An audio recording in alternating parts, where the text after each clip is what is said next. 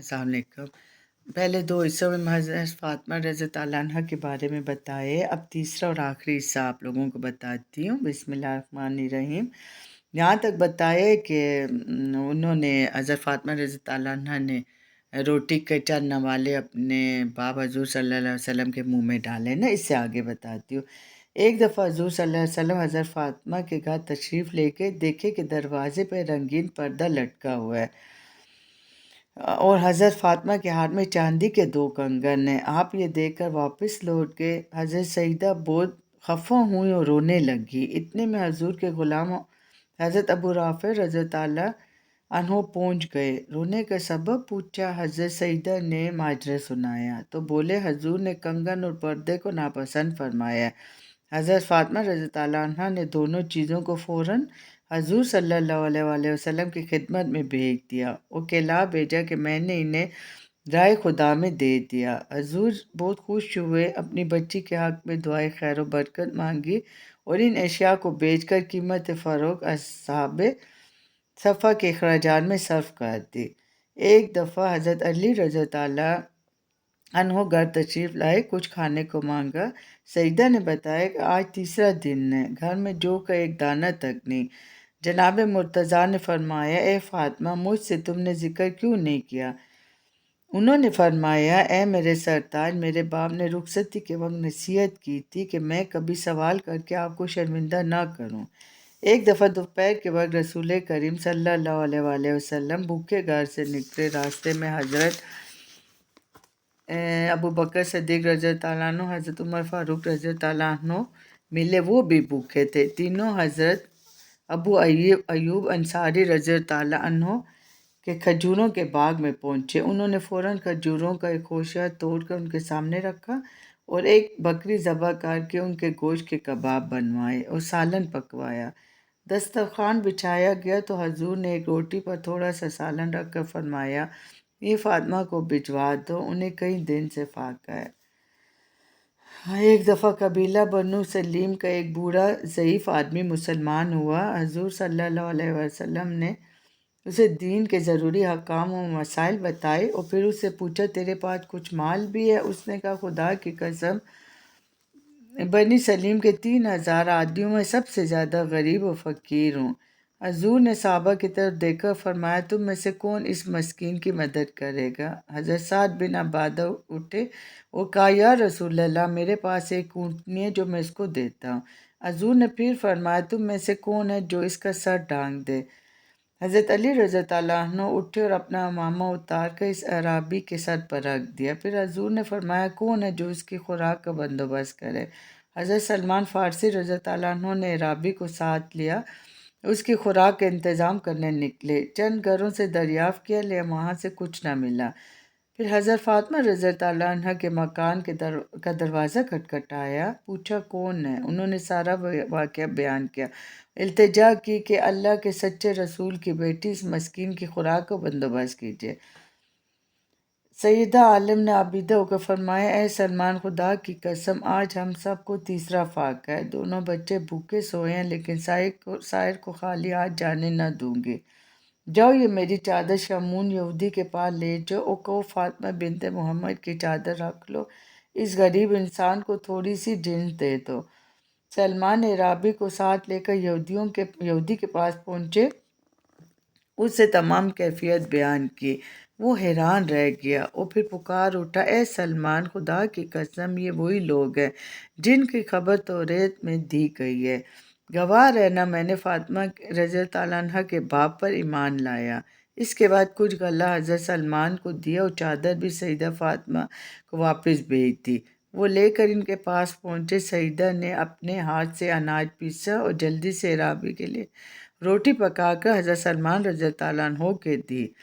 उन्होंने कहा, इसमें से कुछ बच्चों के लिए रख लीजिए ना। जवाब दे, सलमान, जो चीज़ खुदा की राह में दे चुकी वो मेरे बच्चों के लिए जायज़ नहीं। हज़रत सलमान रज़ी अल्लाह अन्हु रोटी लेकर हजूर सल्लल्लाहु अलैहि वसल्लम की खिदमत में हाजिर हुए। हजूर ने वो रोटी अराबी को दी और फ़ातिमा तो ज़हरा के घर तशरीफ़ ले गए। उनके सर पर अपना दस्ते शफ़क़त फेरा, आसमान की तरफ देखा और दुआ की। بار الہ فاطمہ تیری کنیز ہے، اس سے راضی رہنا۔ ایک دفعہ کسی نے حضرت فاطمہ سے پوچھا 40 اونٹوں کی زکوٰۃ کیا ہوگی؟ سیدہ نے فرمایا تمہارے لیے صرف ایک اونٹ، اور اگر میرے پاس 40 اونٹ ہو تو میں سارے رائے خدا میں دے دوں۔ حضرت ابن عباس رضی اللہ عنہ راوی ہیں کہ ایک دفعہ حضرت علی نے ساری رات ایک باغ سینچا اور اجرت میں تھوڑے سے جو حاصل کیا۔ حضرت فاطمہ نے ان کا ایک حصہ لے کر آٹا پیسا اور کھانا تیار کیا۔ عین کھانے کے وقت ایک مسکین نے دروازہ کھٹکھٹایا اور کہا میں بھوکا ہوں۔ حضرت سیدہ نے وہ سارا کھانا اسے دے دیا، پھر باقی اناج کا کچھ حصہ لے کر پیسا کھانا پکایا۔ ابھی کھانا پک کر تیار ہی ہوا تھا کہ ایک یتیم نے دروازے پر آ کر دستے سوال دراز کیا، وہ سب کھانا اسے دے دیا، پھر باقی اناج پیسا اور کھانا تیار کیا۔ اتنے میں ایک مشرک قیدی نے اللہ کی راہ میں کھانا مانگا، وہ سب کھانا اس کو دے دیا۔ خرچ سب اہل خانہ نے اس دن فاقہ کیا۔ اللہ تعالیٰ کو ان کی یہ ادا ایسی پسند آئی کہ اس سارے گھر کے متعلق یہ آیت نازل ہوئی، اور وہ اللہ تعالیٰ کی راہ میں مسکین اور یتیم اور قیدی کو کھانا کھلاتے ہیں۔ سبحان اللہ، دیکھو ایمان کی قوت دیکھو، اور ایک ہم میں سب کچھ ہوتے بھی ناشکرے ہیں، اللہ تعالیٰ سے گلہ ہی کرتے رہتے ہیں۔ اچھا، اس کے بعد پھر غزوہ احد میں سرور عالم صلی اللہ علیہ وآلہ وسلم شدید زخمی ہو گئے، اور آپ صلی اللہ علیہ وآلہ وسلم کی شہادت کی خبر مشہور ہو گئی۔ مدینہ میں یہ خبر پہنچی تو حضرت فاطمہ چند دوسری خواتین کے ہمراہ میدان میں آئیں نا، اور حضور صلی اللہ علیہ وآلہ وسلم کو زندہ سلامت دیکھ کر جان میں جان آئی۔ پدر محترم کو اس حالت میں دیکھ کر سخت غم زدہ ہوئیں۔ حضور کے زخموں کو بار بار دھوتی تھی، لیکن پیشانی کے زخم سے خون نہ تھمتا تھا۔ آخر کھجور کی چٹائی جلا کر زخم میں بھری، جس سے خون تھم گیا۔ ایک دفعہ حضرت فاطمہ رضی اللہ عنہ بیمار ہو گئی۔ نبی کریم نے اپنے مومن صحابی حضرت عمران رضی اللہ عنہ کو اپنے ہمراہ لیے اور اپنے لخت جگر کی عیادت کے لیے تشریف لے گئے۔ دروازے پر پہنچ کر داخلے کی اجازت مانگی۔ سیدہ نے عرض کیا تشریف لائیے۔ حضور نے فرمایا میرے ساتھ عمران بھی ہیں؟ حضرت بطول نے فرمایا ابا جان، میرے پاس ایک ابا کے سوا کوئی دوسرا کپڑا نہیں ہے۔ حضور نے اپنی چادر مبارک اندر پھینک کر فرمایا بیٹی اس سے پردہ کر لو۔ اس کے بعد حضور صلی اللہ علیہ وآلہ وسلم حضرت عمران اندر تشریف لے گئے اور سیدہ سے ان کا حال احوال پوچھا۔ حضرت فاطمہ رضی اللہ عنہ نے عرض کیا ابا جان شدت درد سے بے چین ہوں، بھوک نے نڈال کر رکھا ہے کیونکہ گھر میں کھانے کو کچھ نہیں۔ حضور نے فرمایا میری بیٹی صبر کر، میں آج 3 دن سے بھوکا ہوں، اللہ تعالیٰ سے میں جو کچھ مانگتا وہ ضرور مجھے عطا کرتا، لیکن میں نے دنیا پر آخرت کو ترجیح دی۔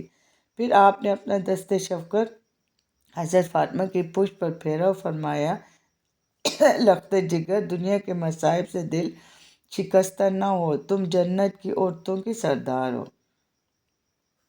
حضرت فاطمہ اس فکر و فاقے کے ساتھ بھی کمال درجے کی عابدہ تھی۔ حضرت حسن رضی اللہ عنہ سے روایت ہے کہ میں نے اپنی ماں کو شام سے صبح تک عبادت کرتے خدا کے حضور گریہ زاری کرتے دیکھا، لیکن انہوں نے کبھی اپنی دعاؤں میں اپنے لیے کوئی درخواست نہ کی۔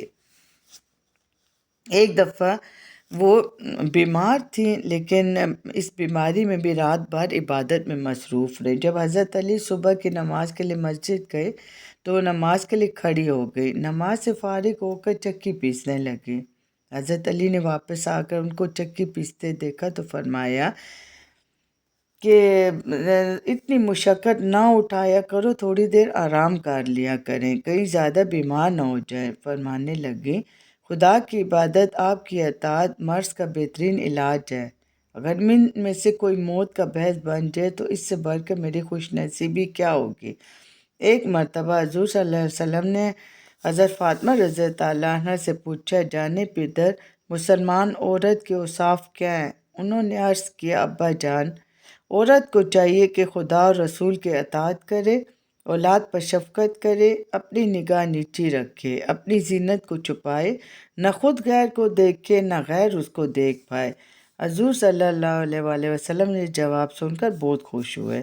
سرور عالم صلی اللہ علیہ وآلہ وسلم حضرت فاطمہ سے بے پناہ محبت فرماتے تھے۔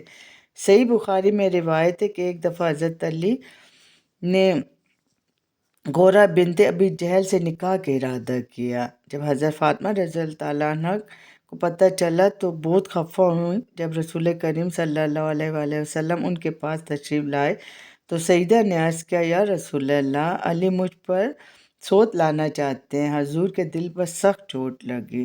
ادھر غورہ کے سرپراز بھی حضور سے اس نکاح کی اجازت لینے آئے۔ سرور کائنات مسجد میں تشریف لائے، ممبر پر چڑھ کر فرمایا، آل ہشام علی سے اپنی لڑکی کا عقد کرنے کے لیے مجھ سے اجازت چاہتے ہیں، لیکن میں اجازت نہ دوں گا۔ البتہ علی میری لڑکی کو طلاق دے کر دوسری لڑکی سے شادی کر سکتے ہیں۔ فاطمہ میرے جسم کا ایک ٹکڑا ہے، جس نے اس کو اذیت دی اس سے مجھے اذیت دی، جس نے اس کو دکھ پہنچایا اس نے مجھے دکھ پہنچایا۔ میں حلال کو حرام اور حرام کو حلال نہیں کرنا چاہتا، لیکن خدا کی قسم، اللہ کے رسول کی بیٹی اور دشمن خدا کی بیٹی دونوں ایک جگہ جمع نہیں ہو سکتی۔ اس کا یہ اثر ہوا کہ حضرت علی نے ارادہ نکاح فوراً ترک کر دی اور سیدہ فاطمہ کی زندگی تک بھی دوسرے نکاح کا خیال دل میں نہ لائے۔ حضور کو صلی اللہ علیہ وآلہ وسلم کو جیسے اپنی بیٹی سے محبت تھی، ویسی اپنے داماد ان نواسوں سے بھی بے حد پیار تھا۔ ان سے فرمایا کرتے، جن لوگوں سے تم ناراض ہوگے میں بھی ان سے ناخوش ہوں۔ جس سے تمہاری لڑائی ہے اس سے میری بھی لڑائی ہے، جس سے تمہاری صلح ہے اس سے میری بھی صلح ہے۔ اور پھر حضرت علی رضی اللہ عنہ سے فرمایا کرتے، اے علی، تم دنیا اور آخرت میں میرے بھائی ہو۔ جب وصال نبی کے کچھ دن پہلے حضرت فاطمہ حضور صلی اللہ علیہ وآلہ وسلم کی خبر گیری کے لیے حضرت عائشہ رضی اللہ عنہ کے حجرے میں تشریف لائی، حضور نے نہایت شفقت سے انہیں اپنے پاس بٹھایا۔ ان کے کان میں آہستہ سے کوئی بات کہی، جسے سن کر وہ رونے لگے۔ پھر حضور نے کوئی اور بات کی ان کے کان میں جسے سن کر وہ ہنسنے لگے۔ جب چلنے لگی تو حضرت عائشہ نے ان سے پوچھا، اے فاطمہ، تیرے رونے ہنسنے کا کیا بات ہے؟ سیدہ نے فرمایا، جو بات حضور صلی اللہ علیہ وآلہ وسلم نے یعنی خفیہ رکھی ہے میں اسے ظاہر نہ کروں گی۔ رسول کریم کے رحلت کے بعد ایک دن حضرت عائشہ اور بعض روایتوں کے مطابق حضرت ام سلمہ نے حضرت فاطمہ رضی اللہ عنہ سے اس دن کے واقعے کی تفصیل پوچھی۔ حضرت فاطمہ نے فرمایا، پہلی دفعہ حضور صلی اللہ علیہ وآلہ وسلم نے فرمایا تھا کہ پہلے جبرائیل امین سال میں ہمیشہ ایک بار قرآن مجید کا دور کیا کرتے تھے۔ اس سال خلاف محمود 2 بار کیا ہے۔ اس سے قیاس ہوتا ہے کہ میری وفات کا وقت قریب آ گیا ہے۔ اس پر میں رونے لگی۔ پھر حضور نے فرمایا، تم اہل بیت میں سے سب سے پہلے مجھے ملو گی اور جنت کی عورتوں کی سردار ہوگی۔ اس بات سے مجھے خوشی ہوئی، میں ہنسنے لگی۔ رحلت سے قبل جب حضور پر بار بار غشی طاری ہوئی تو حضرت فاطمہ کا دل ٹکڑے ٹکڑے ہو گیا۔ انہوں نے کہا، ہائے میرے باپ کی بے چینی۔ حضور نے فرمایا، تمہارا باپ آج کے بعد بے چین نہ ہوگا۔ سرور کائنات کے وصال سے حضرت فاطمہ پر غم کا پہاڑ ٹوٹ پڑا۔ انہوں نے بے اختیار ہو کر فرمایا، پیارے باپ نے دعوت حق کو قبول کیا اور فردوس بری میں داخل ہوئے۔ آج جبرائیل کو ان کے انتقال کی خبر کون پہنچا سکتا ہے؟ پھر دعا مانگی، بہر الہی روح فاطمہ کو روح محمد کے پاس پہنچا دے۔ خدایا مجھے رسول کریم کے دیدار سے مسرور کر دے۔ الہی بروز محشر شفاعت محمد سے محروم نہ فرما۔ بعض روایتوں میں ان میں سے ایک مرثیہ بھی منسوب ہے جو انہوں نے حضور صلی اللہ علیہ وسلم کے وصال پر کہا تھا۔ نبی اکرم صلی اللہ علیہ وآلہ وسلم کی تکفین کے بعد صحابیات اور صحابہ کرام تعزیت کے ان کے پاس آتے تھے، لیکن ان کو کسی پہلو قرار نہ آتا تھا۔ تمام کتب سیر متفق ہیں کہ حضور کے وصال کے بعد کسی نے سیدہ فاطمہ رضی اللہ عنہ کو ہنستے ہوئے نہیں دیکھا۔ حضور صلی اللہ علیہ وسلم کے وصال کے بعد حضور کی میراث کا مسئلہ درپیش ہوا تو فدق کا ایک موضوع یہ ان کی یعنی نبیوں کی میراث تو میں آپ کو بتاتی ہوں کہ ان کے ساتھ کیا مسئلہ تھا نا۔ تو فدق ایک موضوع تھا جو حضور نے بعض لوگوں کو اس شرط پر دیکھ رکھا تھا کہ پیداوار جو نصف وہ رکھی اور نصف حضور کو بھیج دیا کرے۔ حضور اپنے حصے میں سے کچھ اپنے اہل و عیال کے خرچ کے لیے رکھ لیتے، باقی مسافروں مساکین پر صرف کر دیتے تھے۔ حضرت فاطمہ کو بعض لوگوں نے بتایا کہ فدق نبی کریم کی ذاتی ملک ہے، آپ اس کی وارث ہیں۔ انہوں نے خلیفہ اول حضرت ابوبکر صدیق رضی اللہ عنہ کے پاس فدق کی وراثت کا دعویٰ کیا۔ اس پہ حضرت ابوبکر صدیق نے جواب دیا، اے فاطمہ، میں رسول اللہ کے یعنی انہوں نے کہا کہ میں اس کو زیادہ عزیز رکھتا ہوں، مطلب ان کو دیتے، لیکن مشکل یہ ہے کہ انبیاء کرام یعنی جو چیزیں چھوڑ دیتے تھے وہ کل کا کل صدقہ ہوتا ہے، اس میں وراثت جاری نہیں ہوتی، اس سے میں اس جائیداد کو تقسیم نہیں کر سکتا۔ البتہ حضور کی حیات اقدس میں اہل بیت اس سے جو استفادہ کرتے تھے وہ اب بھی کر سکتے ہیں۔ اس جواب سے حضرت فاطمہ کو بہت رنج ہوا اور وہ ان سے خفا ہو گئی، اور وفات تک وہ حضرت ابوبکر سے انہوں نے بات نہیں کی۔ ایک روایت میں ہے کہ جب وہ بیمار ہوئی تو حضرت ابوبکر صدیق رضی اللہ عنہ عیادت کے لیے تشریف لائے تو انہیں اپنے مکان کے اندر آنے کی اجازت دے دی اور اپنی رنجش دور کر دی۔ حضور صلی اللہ علیہ وسلم کی جدائی کا سب سے زیادہ صدمہ حضرت فاطمہ کو ہوا اور ہر وقت غمگین رہتی، ان کا دل ٹوٹ چکا تھا۔ حضور کی رحلت کے 6 ماہ بعد ہی میرے خیال میں 3 رمضان مبارک 11 ہجری کو 29 سال کی عمر میں ان کی بھی وفات ہو گئی۔ وفات سے پہلے حضرت اسماء بنت امیس رضی اللہ عنہا کو بلا کر فرمایا، میرا جنازہ لے جاتے وقت اور تدفین کے وقت پردے کا پورا لحاظ رکھنا، اور سوائے اپنے اور میرے شوہر نامدار کے اور کسی سے میرے غسل میں مدد نہ لینا، تدفین کے وقت زیادہ ہجوم نہ ہو۔ تو انہوں نے ایسے ہی کیا کہ حضرت فاطمہ کے مطلب اس جنازہ اسی طرح سے اٹھا جیسے انہوں نے پسند فرمایا تھا نا۔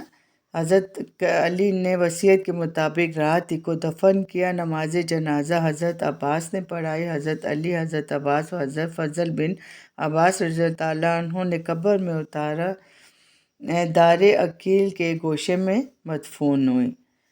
اچھا، حضرت فاطمہ کی 6 اولادیں ہوئیں، حضرت حسن رضی اللہ عنہ، حسین رضی اللہ عنہ، محسن رضی اللہ عنہ، حضرت ام کلثوم رضی اللہ عنہ، رقیہ رضی اللہ عنہ اور زینب رضی اللہ عنہ۔ محسن رضی اللہ عنہ اور رقیہ رضی اللہ عنہ نے بچپن میں ان میں انتقال کیا۔ حضرت سیدہ حسن رضی اللہ عنہ، سیدنا حسین رضی اللہ عنہ، حضرت زینب رضی اللہ عنہ اور حضرت ام کلثوم رضی اللہ عنہ تاریخ اسلام کی نامور شخصیتیں ہیں۔ حضور کی نسل حضرت فاطمہ ہی سے باقی رہی۔ اچھا، اس کے بعد حضرت فاطمہ رضی اللہ عنہ کو جنت کی عورتوں کی سردار فرمایا حضور صلی اللہ علیہ وسلم نے نا۔ حضور صلی اللہ علیہ وسلم حضرت فاطمہ سے فرمایا کرتے، اے فاطمہ، تم اور تمہارا خاوند، تمہاری اولاد میرے ساتھ جنت میں سب ایک جگہ ہوں گے۔ ایک دفعہ حضور صلی اللہ علیہ وسلم نے فرمایا، فاطمہ میرا پارہ گوشت ہے، جس نے اس کو غصہ دلایا اور ناراض کیا، اس نے مجھے غصہ دلایا اور ناراض کیا۔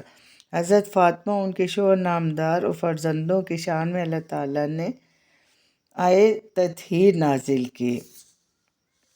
اچھا، حضرت فاطمہ سے کتب حدیث میں 18 حدیثیں مروی ہیں۔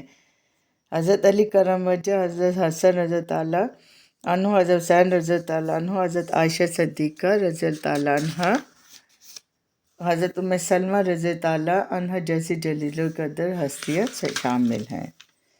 ٹھیک ہے، میں نے آپ کو مختصر کر کے 3 پارٹ بتائے، پھر بھی تھوڑے لمبے ہو گئے ہیں تو ضرور پڑھیں۔ اچھا، معلومات میں اضافہ ہوگا، دعاؤں میں یاد رکھیں۔ اللہ حافظ۔